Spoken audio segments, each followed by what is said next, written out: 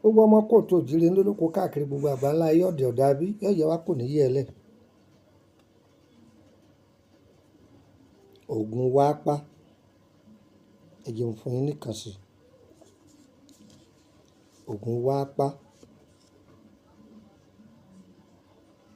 ọlọ́run má fi ṣe wá o, má fi ṣàwọn ọmọ wa o. Eléyìí tí mò ń wí yìí nǹkan méjì ní ń tọ́jú, Warapa àti ògún òru. Ògún òru àbúrò ló jẹ́ fún Warapa, àmọ́ ògún òru ó yára pa ni torí tó bá kíyàn láàrin òru ńkọ́. Ògún òru tiẹ̀ wọ́n fi dààmú ọmọ ni, wọ́n fi balẹ̀ ọlá jẹ́ ni. Ògún òru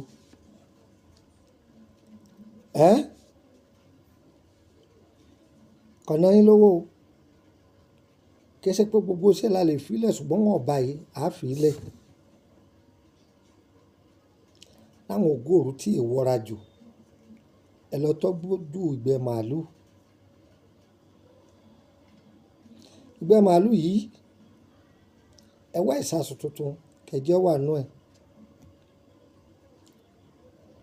Ẹ wá wá omi ìgbín,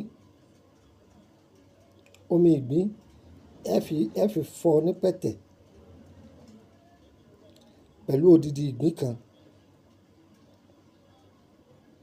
Ẹ sè é lépo níyọ̀, ẹ fi epo sí, ẹ fi owó yẹn fi magí sí tí ó jiná mọ́ ìgbín yìí. Omi kankan ò gbọ́dọ̀ kan o, omi ìgbín lomi tí tẹ́ fi sè é. Lépo láta níyọ̀ ẹ fi sí.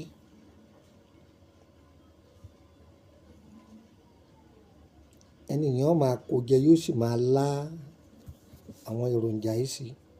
Ní agbára Ọlọ́run yóò dohun gbàgbé nínú ayé rẹ̀. Lágbára Ọlọ́run yóò dohun gbàgbé. Orúkọ mi ni Lukumọ̀nà ọmọ Ayédáre bàbá ọgbọ́n ọmọ ọdún àgbà. Nọ́mbà wo lẹ lè fi kàn sí mi tẹ́ fi bá mi sọ̀rọ̀ +2348032983298 +2348133155111. WhatsApp nọ́mbà ni, hotline mi ni. Ẹ bá ti pè tí ọ̀lọ́ ẹ bá mi sọ̀rọ̀ ní WhatsApp. Má béèrè béèrè o, ìwọ tó fẹ́ béèrè nípa àkọsẹ̀jayé rẹ̀, ìtọ́jú ara ńlá ní ewé àtegbò, ìwọ ni kó bá mi sọ̀rọ̀. Tàbí ẹni tó bá wà ní private group nìkan kó bá mi sọ̀rọ̀. Àbọ̀ fẹ́ rà nínú product wa bá mi sọ̀rọ̀. Ẹ̀yin tẹ́ wà ní Kútọ́nù, ọṣẹ Àtúndé wà nílẹ̀ o, ọṣẹ ìyọnu wà nílẹ̀ o. Fẹ́mi ni tí ṣe 20,000 sefa. Bẹ́ẹ̀ náà ni lórílẹ̀‐èdè Abidjan, ọṣẹ Àtúndé wà nílẹ̀, ìyọnu wà nílẹ̀ o. Fẹ́mi ni tí ṣe 20,000 sefa tágbára rẹ bá ka. Tó bá ti bẹ́ mi sọ̀rọ̀ sóde sí makasi ibẹ̀ ló ti lọ gba aṣẹ́ rẹ̀. Bẹ́ẹ̀ ni a dára fún wa, yọ̀yẹ̀ wá o, mo fún yín ó pé o, ìyọ́ lẹ̀ ń bẹ́ o. Ẹ bẹ́ẹ̀ darapọ̀ mọ́ wa lórí WhatsApp group. Private group wà láti máa béèrè béèrè.